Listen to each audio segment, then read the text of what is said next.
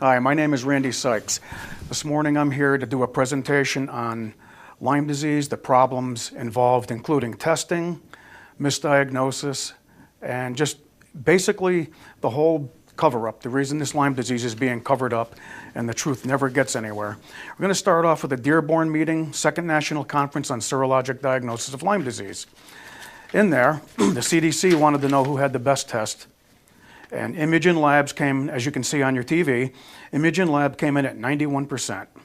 91% accuracy. The worst test of the day was the CDC Western blot, which they chose and are still using to this day.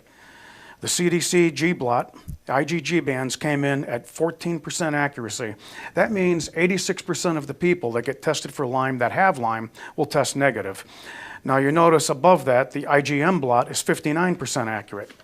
That would be roughly 60% accuracy. But that's not going to happen because on the bottom of this page they say the clinical and public health implications of these findings will be discussed.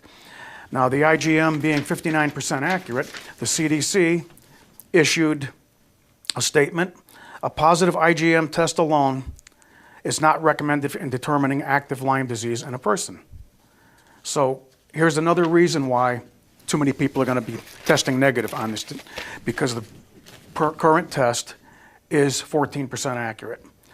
Now here's the test, antigens and Borrelia recognized during Lyme disease. And it says here, this is by Alan Steer, and late in the illness during arthritis, a new IgM response sometimes develops to 34 kD, a component of the organism. The appearance of new IgM responses. So this is showing that you can reproduce IgM bands as a new infection because they're replicating. Then we have an email from Dr. Steer. This was Freedom of Information that Chris Newby had received. And in here, he's talking about the biggest discrepancy. This is to the CDC. The biggest discrepancy in the IgM testing, the frequency of positive results in every category is less in your testing, less than the CDC's testing, than ours. I think that the particular problem is that it relates to early dissemination of neurologic, cardiac, and arthritic infection. So he's saying in their testing that the CDC's testing wasn't as sensitive as his, and if you go to the bottom of the page, he's suggesting that they should use his results and not the CDC's, because it'll make the CDC's test look worse than it actually wants to be. So he's saying in here again, the problem with the IgM is it's showing neurological, cardiac, and arthritic infection. Why would that be a problem when you want to see if somebody is sick? This is the next one on your screen will be the FDA meeting. This was, again, talking about the testing. The ones that failed to mount a vigorous immune response tended to do worse clinically. So there was an adverse correlation between the degree of serologic response and the outcome. So individuals with a poor immune response tend to have worse disease. What he's saying there is the people that did not test positive. If you have Lyme and you don't test positive, you're the sickest of all because your body cannot produce the antibodies. Now, keep in mind that the test is 14% accurate for Lyme disease, which isn't very good. The CDC came up with another idea to make it even worse. You're lucky if you get maybe 7, 8, 10% accuracy, because the CDC also has an ELISA test. The ELISA test is a test that's preliminary. You do that test. If it comes back negative, you don't have Lyme. If it comes back positive, you still don't have Lyme. A positive ELISA allows the doctor to run the Western blot. So if the ELISA was 50% accurate, only 50% of the people are ever going to get to the Western blot. So you could be approximately 7 to 10% accuracy. This is why the CDC says that 90% of the people get a bullseye rash, because that's the only way they recognize the disease. Here's another FDA paper on your screen, and this is from STEER also. It's the usual response to respond to antibiotics whenever you treat it, although it may be more difficult later. You may have to treat longer. And neurological disease requires intravenous antibiotic therapy. And another doctor asked him, Lyme disease is sort of like syphilis. Alan Steer, it's just like syphilis, but if a person already has deficit, particularly a neurological deficit, it usually improves but may not become totally normal. So this is basically, they're talking now about chronic Lyme.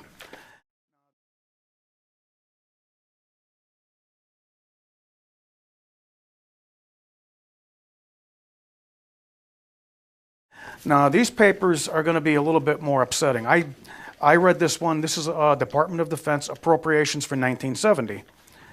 And on the next page in, it says there are two things about the biological agent field I would like to mention.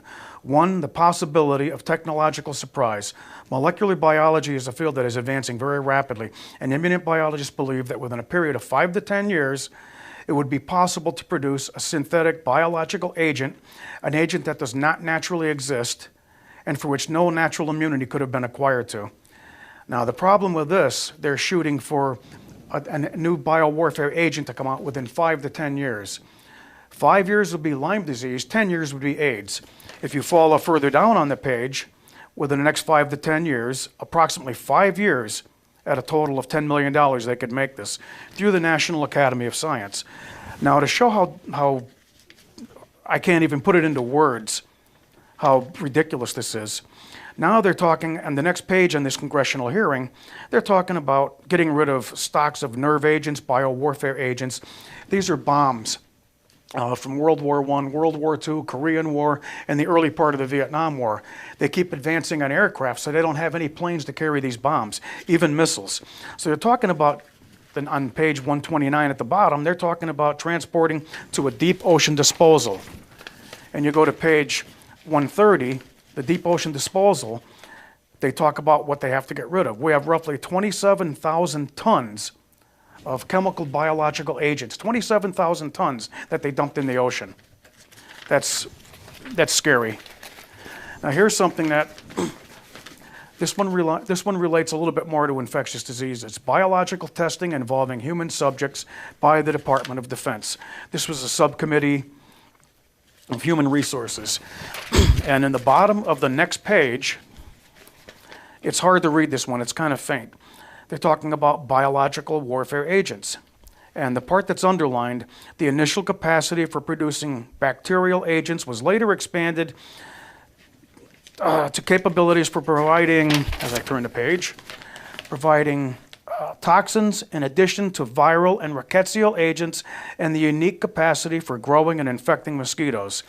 They've done unbelievable amounts of work in this area. The next one is a PubMed document. It's artificial feeding of ticks for the study of transmission of disease agents. I have probably 100 papers on this alone. There's not so much I can put into this show, but there's tons of stuff out there. Go into PubMed and do your own research. You'll be shocked at what you find. Here's another one that fits right in. This is infectious. I can't put this on the screen because I could not get permission. It'll be on a couple of the websites that'll be listed during the show. The infectious agent is Borrelia burgdorferi. It explains all about it. You go to section 6. This is key. Section 6, laboratory-acquired infections. 45 reported cases up to 1976 with 2 deaths. This tells us 3 very important things. First of all, 45 workers were infected in the lab. So it's pretty easy to get. The CDC says Lyme disease is almost impossible to get. You could roll around naked in the woods and you might get bit. So 45 people were sick, infected in the lab. They worked with it up to 1976, which means it appeared in Connecticut in 1975. So they were working with it in this lab in 1975, 1974, we don't know. With 2 deaths. So it tells you Lyme disease can be deadly. It's easy to get. They were working with it when it mysteriously popped up, and it can cause death. I have death certificates and a whole bunch of papers at home on that. But this one is United States Patent Office. And this is an invention, the pathogenic Mycoplasma fermentans incognitus. Now this one is patented by the Department of Defense. Many people say that this is what the Gulf War illness, that's what these guys are suffering from, because they all have the In fact, 70% of any chronic illness in the world, I guess, has the Mycoplasma infection. If you're chronic, whether it's MS, lupus, Parkinson's, whatever. The next page is a PubMed article. Another strain of Mycoplasma was made. This was made from everybody's favorite island, Plum Island. And it's highlighted. You'll see that on your TV. Plum Island worked with mycoplasmas. They worked with infecting ticks. They've done everything you could imagine. This one I may not be able to put on the screen, but it'll be on the website. This is UTSA, $10.6 million lab. They're going to be working with biowarfare agents. They'll be working with such diseases as anthrax, tularemia, cholera, Lyme disease, desert fever, and other parasitic and fungal diseases. Now, Lyme disease is listed with some of the most deadly pathogens known to man. Another one, the CSU, biological warfare, says some season will call what they're working with spooky microbes, infectious bugs, and weaponized biological agents. Among them, anthrax, SARS, avian influenza, tularemia, encephalitis, West Nile virus, Lyme disease, chronic wasting disease, plague, yellow fever.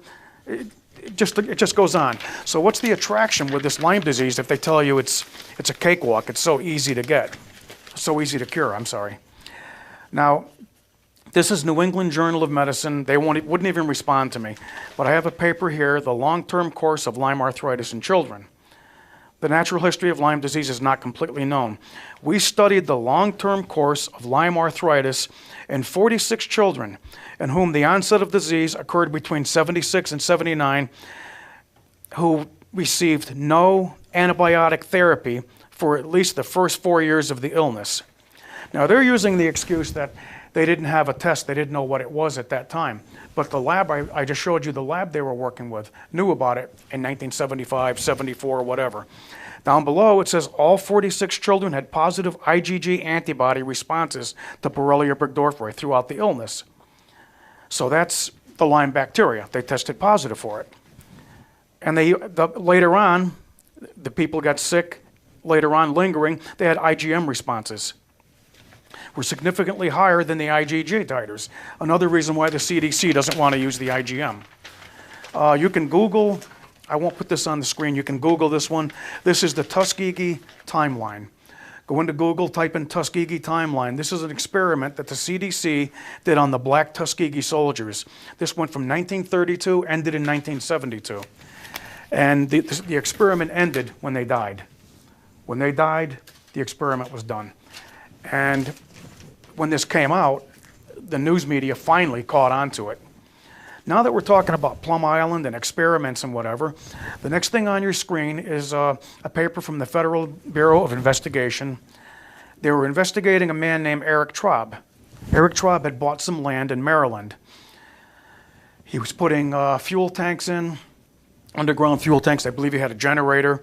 And if you read this, they were concerned that this guy was working to help overthrow the United States government. They felt that he was ready to help if there was an invasion into this country, that you would have fuel and radio and whatever they needed on this farm. So the next page, FBI, they're talking about, excuse me, they again installed more gas tanks, underground tanks. Subjects reported to have built a large home near the Frank DuPont estate, which has an airport. So they were concerned about that. The next page is, they're talking about Eric Traub being extremely pro-Nazi. So here's a guy that they were afraid was going to overthrow the United States government. The FBI, CIA were watching him because he's extremely pro-Nazi.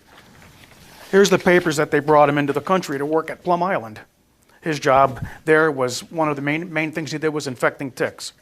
So this is the requisition to get him from Germany to the United States. Keep in mind, this is a guy that they're afraid is going to overthrow our government. They put him in charge of biowarfare on Plum Island.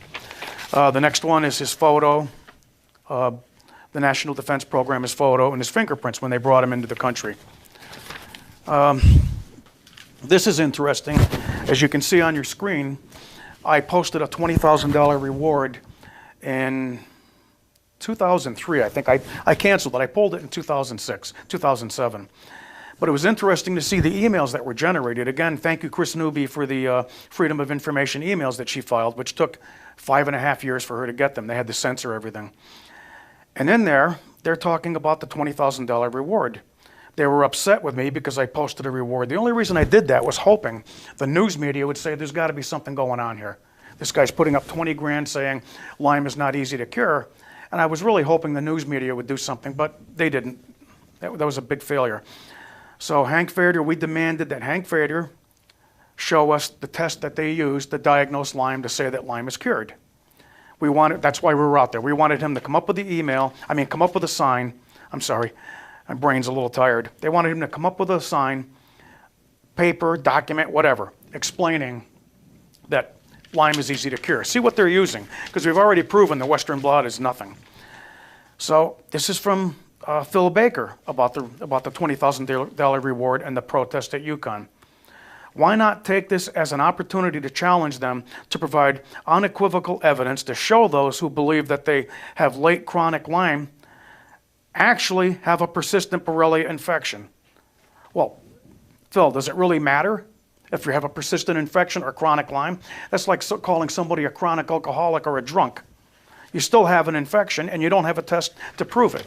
So you can't use the word chronic Lyme is not real. Here's one from Henry Fader from UConn.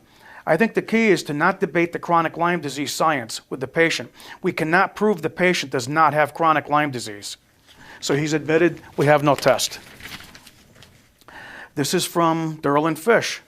This is a good one. This is how you treat your taxpayers. The battle cannot be won on a scientific front. Derlin Fish is admitting they don't have the science. We have the science proving that Lyme is not easy to cure. There's no test for it. The battle cannot be won on a scientific front. We need to mount a socio-political offensive, but we're outnumbered and outgunned. We need reinforcements from outside the field. That's a nice way to treat the people that are paying taxes. And this one is also from Alan Steer. There's one point that I would like to emphasize in untreated patients. He means people that weren't treated immediately, which is 80–90% of the people, because your doctor can't see a positive test, you don't get treated. Alan Steer says, there is a chronic form of Lyme disease that commonly results in Lyme arthritis or in rare cases, Lyme encephalitis, Lyme, neurological Lyme. I won't put these on. These were censored. There was absolutely nothing in these. These emails didn't have anything because they decided we weren't smart enough to read it.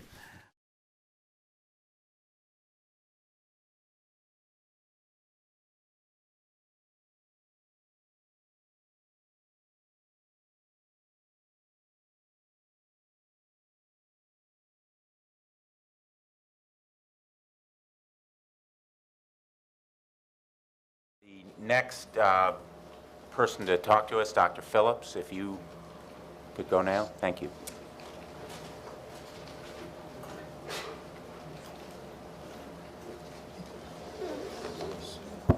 Thank you very much.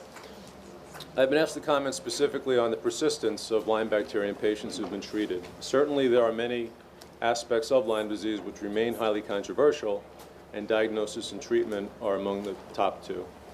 The fact of the matter is that many patients with Lyme disease will relapse despite antibiotic therapy, and some call this a post-Lyme syndrome or post-Lyme fibromyalgia, whereas others call this kind of nonsense, and it's just the continuation of the initial active Lyme disease.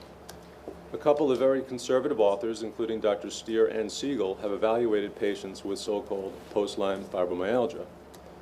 Their data was very interesting, but their conclusions were surprising. They found that with antibiotic therapy, the patients initially worsened, then they improved, and then off antibiotics, they relapsed again. It should be noted that a temporary worsening of symptoms with initial antibiotic therapy is typical of active Lyme disease rather than a post-infectious syndrome. This is consistent with a Herxheimer reaction. Their conclusion was that benefits attributable to antibiotic therapy in these studies were placebo effect, but it should also be noted that these studies were not placebo-controlled. And lastly, it should be noted that every one of the primary symptoms associated with fibromyalgia is also common in active Lyme disease. So it should come as no surprise that B. burgdorferi DNA has been detected actually in the muscles of patients with so-called post-Lyme fibromyalgia, demonstrating persistence of the organism. And in animal models, despite 30 days of amoxicillin or doxycycline, eradication of the organism was not achieved. When they've expanded these studies to include not only amoxicillin and doxycycline, but also azithromycin and intravenous ceftriaxone at comparable human dosages for 30 days, the same thing happened. The bacteria was not eliminated from these animals. However, they did note the episodes of acute arthritis, of objective swelling, did resolve. In this study, again by conservative authors, including Drs. Persing and Steer, a full 30% of the patients remained persistently PCR positive despite multiple courses of quote-unquote adequate antibiotic therapy. When I use the term adequate or appropriate, I am specifically referring to shorter courses of antibiotics, generally in the 4-week range. Their conclusion was that Lyme arthritis that persists after antibiotic treatment is due to persistence of the spirochete. In this study, a whopping 74% were still PCR positive despite antibiotic therapy. With most other infectious diseases that I know of, PCR reactivity equates with chronic infection, but Lyme has been held to this higher standard, this other standard. So we'll go a step further. Here we have human persistent infection despite antibiotics proven by the presence of B. burgdorferi. Here they found it in the skin despite extensive antibiotics in a seronegative patient. When I use the term extensive, I'm referring to more than 4 weeks of antibiotic therapy. And here again they found it in the eye despite intravenous antibiotics. And here found in the blood and spinal fluid of multiple patients who are both seronegative and spinal fluid Lyme antibody negative. Here they found it in the heart, in a fatal case of Lyme disease from Lyme carditis, despite quote-unquote adequate antibiotic therapy, which was clearly inadequate in this case. Here, despite several courses of adequate oral and intravenous antibiotics, this patient also succumbed to Lyme disease, and her lymph nodes demonstrated B. burgdorferi on autopsy.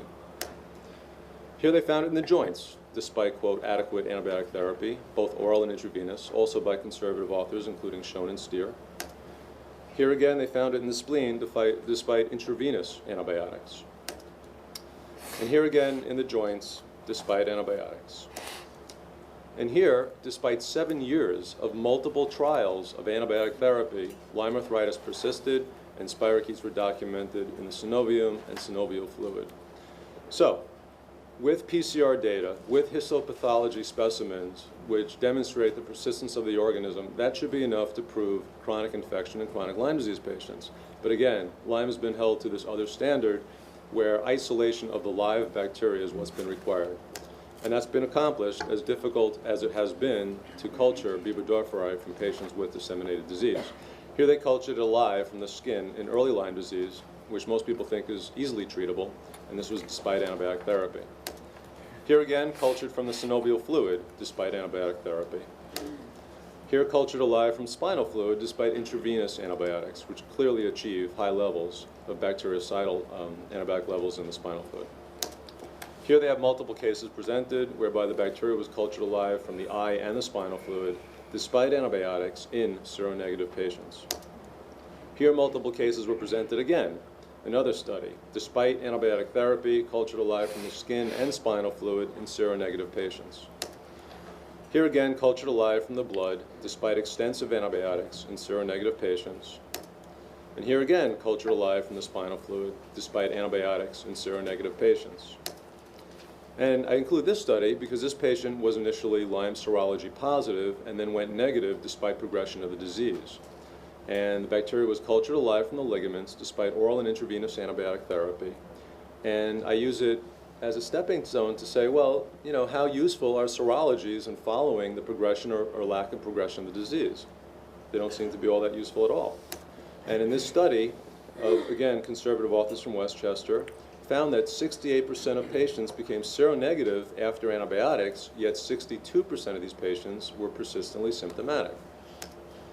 And here again, multiple cases were presented.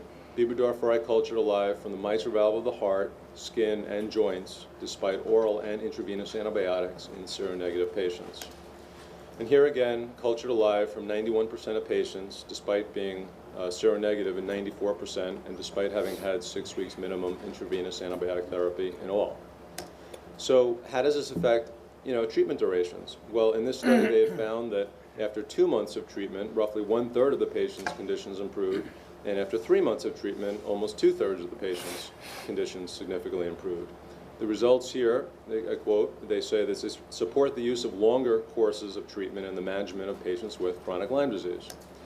In this study, they say that several aspects of late borreliosis, meaning late Lyme, are false negative antibody testing and the need for prolonged antibiotic treatment in chronic or recurrent forms. And here I present another unfortunate fatal case of Lyme disease, and I present this one because it was expressed primarily by neuropsychiatric features with a progressive frontal lobe dementia. Here the author stated that antibiotic treatment resulted in transient improvement, but the patient relapsed after the antibiotics were stopped. And their conclusion is that Lyme disease must be considered even in cases with purely psychiatric presentation, and prolonged antibiotic therapy may be necessary. So, having said all this, what's the true standard of care? In a Lyme endemic area, 78 physicians were anonymously surveyed and published in this peer-reviewed medical journal. And these were not Lyme doctors, they were general doctors. They found that 50% of the responders believed that 25% or more of patients who have Lyme disease were seronegative, and that for post-erythema migrans Lyme disease, interpreted as acute disseminated Lyme, 43% of the responders treat 3 months or more. And for chronic Lyme disease, 57% of responders treated for 3 months or more. So the majority of general doctors in a Lyme endemic area in this published study were treating for more than 3 months for patients with chronic or refractory forms of Lyme disease.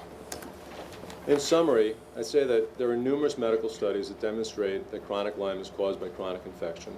Seronegative Lyme disease is common, and longer antibiotic treatment durations are more effective than shorter, although not necessarily curative. Post-Lyme syndrome, post-Lyme fibromyalgia is really just persistence of the initial infection. It's a internally inconsistent and unscientific theory that should never have seen the light of day, and that curative therapies are needed for chronic Lyme, but this research is not really being done, and there is a denial of the high frequency and even the very existence of chronic Lyme disease by many researchers. And that concludes my 10-minute presentation. And if there's question and answer, I can address some of the other things that were said earlier. I'm sure there will be. Okay.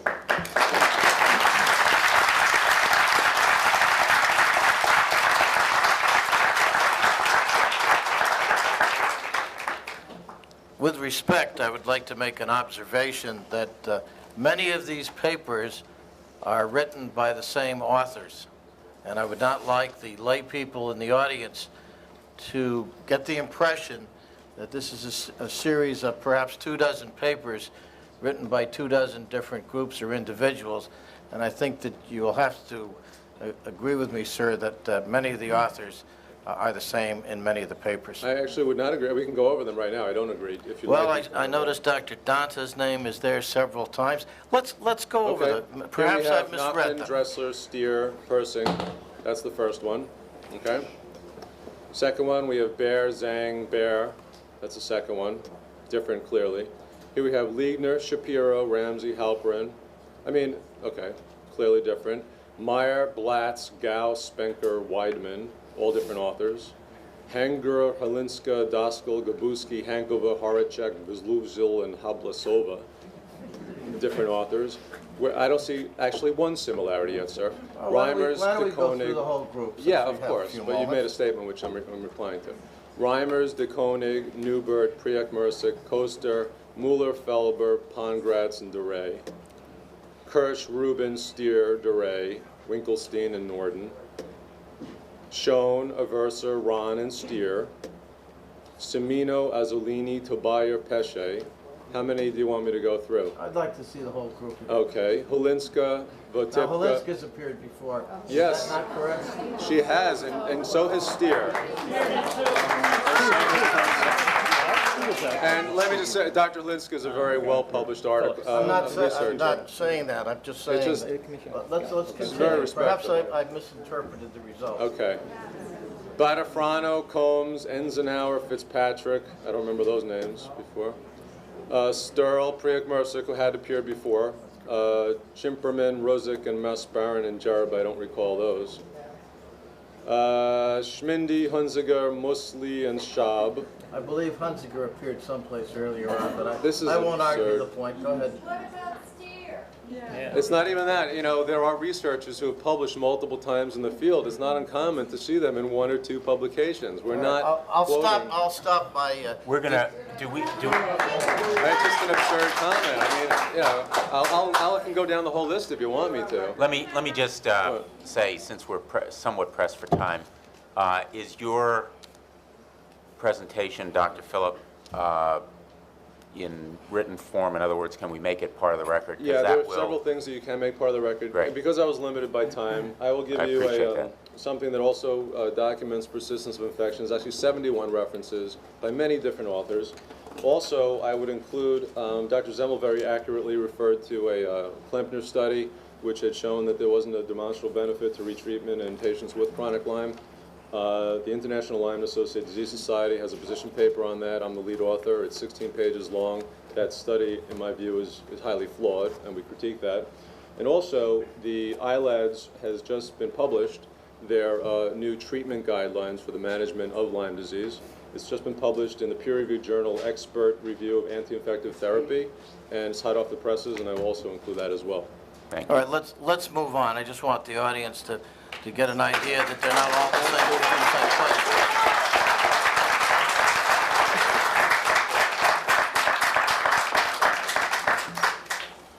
Thank you very much.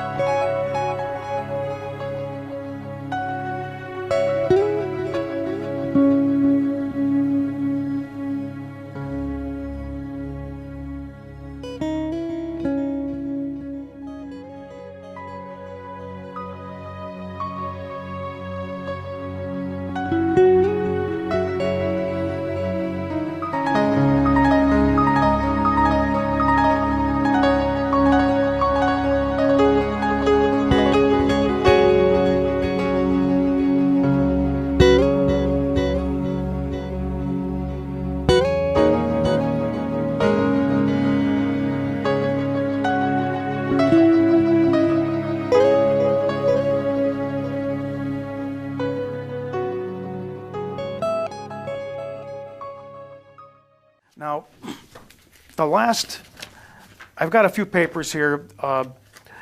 2 of these, I figured, I took stacks, hundreds of papers I kicked out because you can only put so much in. I want to do one of everything. This is a PubMed. A 66-year-old man developed fevers, chills, lesions on his skin, left eye sag, and he was hospitalized. He ended up having cardiac issues and died. They did an autopsy. They found spirochetes, and he had Lyme treatment, a short course. So that's one. And I'm sorry, my brain's not working well lately.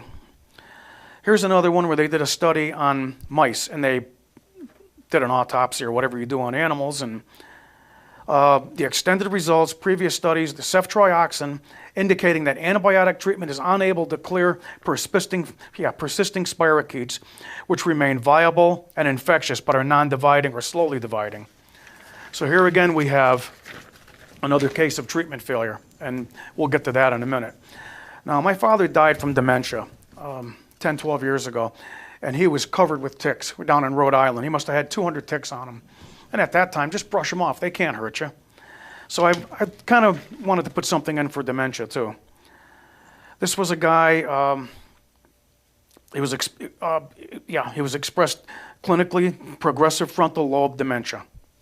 In other words, Alzheimer's was setting in. By the way, when you have neurological Lyme, many of the people get the infection in the frontal lobe, and it can, change your personality, cause depression, all kinds of stuff. So he had frontal lobe dementia. Antibiotic treatment resulted in transient improvement, but the patient relapsed after the antibiotic stopped. Why didn't anybody give him more antibiotics? The patient died, and there's many of these studies where they, in fact, there's I won't mention his name because I don't want to get him in trouble, but he's doing research. He's taking cadaver brains from Harvard, people that died from Alzheimer's. He is now getting 100% positive for Borrelia spirochetes. The spirochete that causes Lyme disease is Borrelia burgdorferi and related Borrelia. The model that I have used to try to understand all of the possible things that Lyme disease can do is the syphilis model. Stokes, Modern Clinical Syphilology, 1945, W.B. Saunders publisher.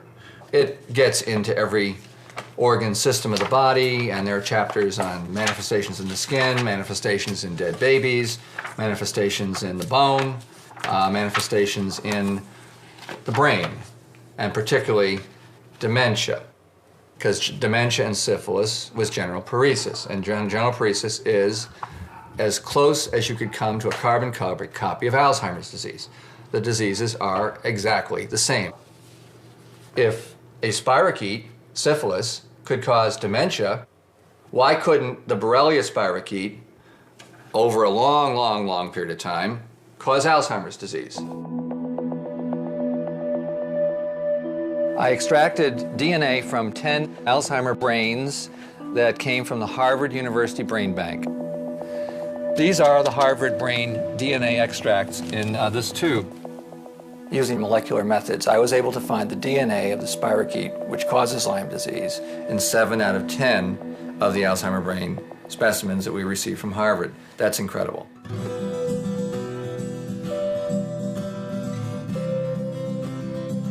The results of the experiment could not have been predicted in anybody's imagination when 7 Alzheimer brains gave me essentially the same thing, which is part spirochetal, part human, linked up in one molecule. I about fell off my chair.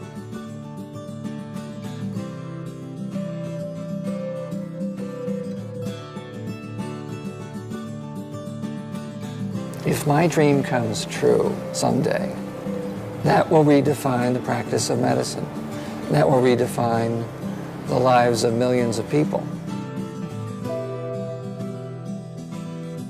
Since spirochetes are the cause of neurodegenerative diseases and syphilis, could it be that this spirochetal infection, Lyme disease, is partly or wholly responsible for some of the neurologic degenerative diseases we face in this century?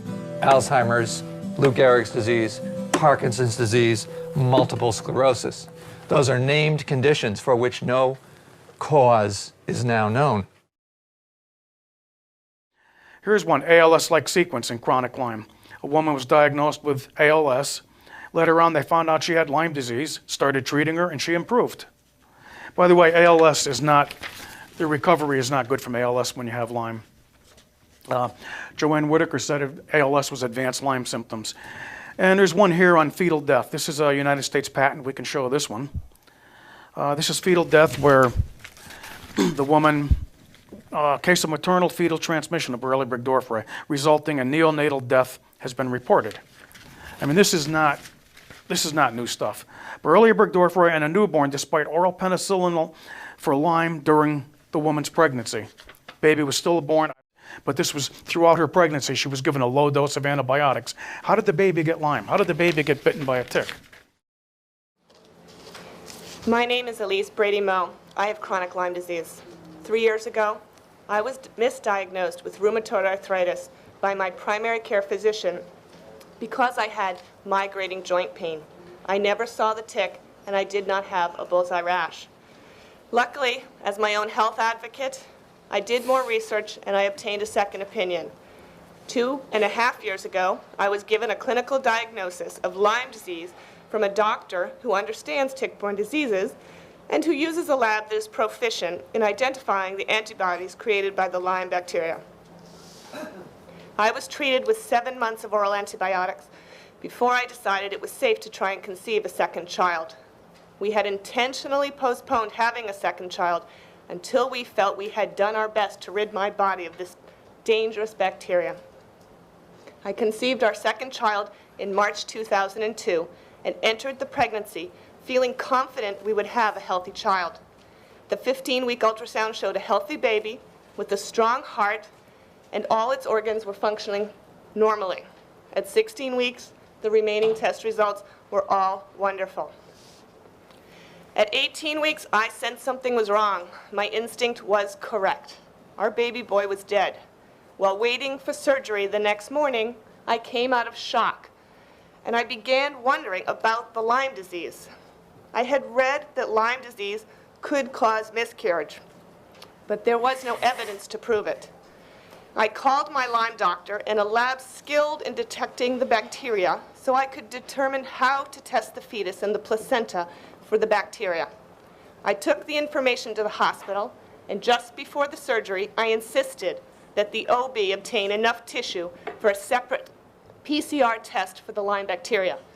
If I had not requested a PCR test at a specific lab, I would not know today what took our baby's life. 2 weeks later, my OB informed us that the baby boy was chromosomally normal, and the local lab did not find any bacterial or viral infections that are tested for in a normal miscarriage. He had no explanation. Only 3% of miscarriages end at 18 weeks into a pregnancy. I needed an answer. I received that answer the next Monday when the OB called me to report that the fetus and the placenta were PCR positive for the Lyme bacteria. He concluded that the Lyme bacterial infection had caused the fetal demise. He actually thanked me for requesting the PCR test. We grieved all over again. How had this small bacteria survived 7 months of antibiotics and continued to destroy our lives? When I purchased a garden stone in memory of our baby boy, I promised myself that I would do everything in my power to help others avoid this tragedy. I am here today as part of that promise. The story continues. After the 18-week miscarriage, I began another regimen of antibiotics. I was on 3 different oral antibiotics for 6 months before conceiving our third child. I stayed on Ceftin during the pregnancy to protect the fetus, but unfortunately, it did not survive past 9 weeks due to chromosomal problems. I requested a PCR test before the D&C, and the results were devastating. Again, the placental tissue was PCR positive for Lyme bacteria. What next? I did not want this disease to win. So I began a 4-month regimen of IV antibiotics. After the IV was pulled out, I continued with oral antibiotics, and luckily I conceived a 4th time in November of 2003. The bad news is I had another miscarriage this month, unfortunately from another chromosomal problem. The good news is the PCR test was negative. This does not mean I am rid of this bacteria, but it is a sign there is hope. Today I stand before you and I hope that there will be funding for more research into the testing and treatment of tick-borne diseases. I hope that your wife, your daughter, or your sister do not have to deal what we have dealt with during the past 3 years. I hope that you will help the future generations. It is time to help, not just hope. Thank you very much for your willingness to listen and your time today.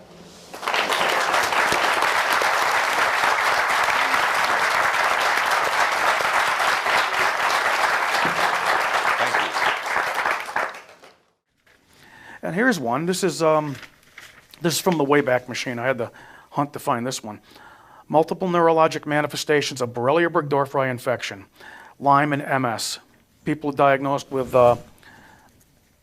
The chronic central nervous system disease can mimic multiple sclerosis, physical disorder, psychological disorders, and dementia.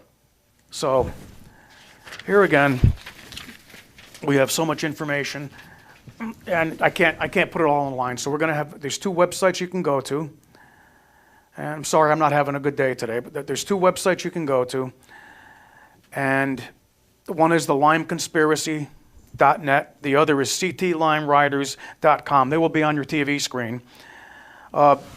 During the reward, you can take a look. You'll see on your screen a section where we talk about the $20,000 reward, which is now gone. I got tired of leaving the reward out there. You have to tie up 20 grand hoping somebody doesn't challenge you, because they couldn't win anyways. So I'd like to thank the people at SCTV who are helping set this up and work with me.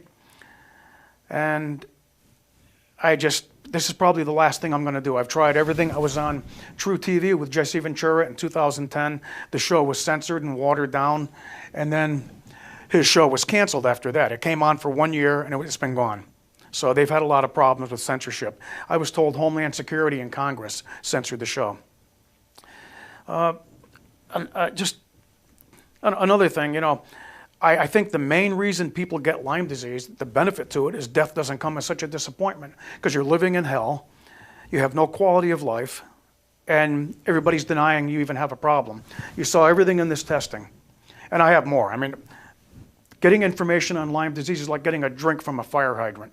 There's no limit to what you can dig up and what you can find. One other thing, why is it that a small town, Simsbury, Connecticut, can produce something like this? One person can pull up this information, put it together, and yet our news media doesn't. There's a blackout. Our news media won't even touch this. They won't even discuss it. I'm really amazed. I thought the $20,000 reward would get the media's attention, but no, they're not allowed to. We have a 10-minute presentation from a doctor at our 2004 hearing that our group put together with Richard Blumenthal.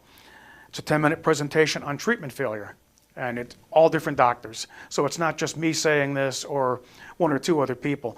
And I'd like to know why band 31 and 34 were removed from the Lyme testing. Band 34 and 31, IgG, IgM, those show exposure to the Lyme bacteria. The CDC felt it necessary to remove them. That's a whole other story. They had a vaccine come down the line, and if I'm forced into something, I will cover the vaccine. I will come back with that. Otherwise, my health is poor, I'm done. But band 31 and 34 were removed from the testing, which shows exposure to the bacteria. Why isn't the Department of Justice investigating that? This just goes on, and it's free reign. These guys do whatever they want. Thank you, and I hope this helps somebody. Have a good day. Bye-bye.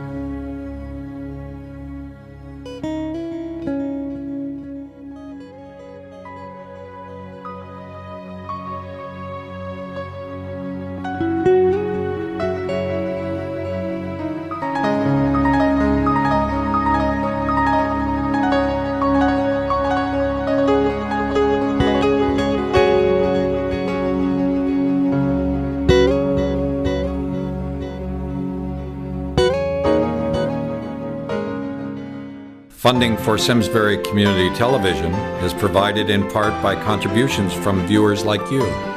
Thank you.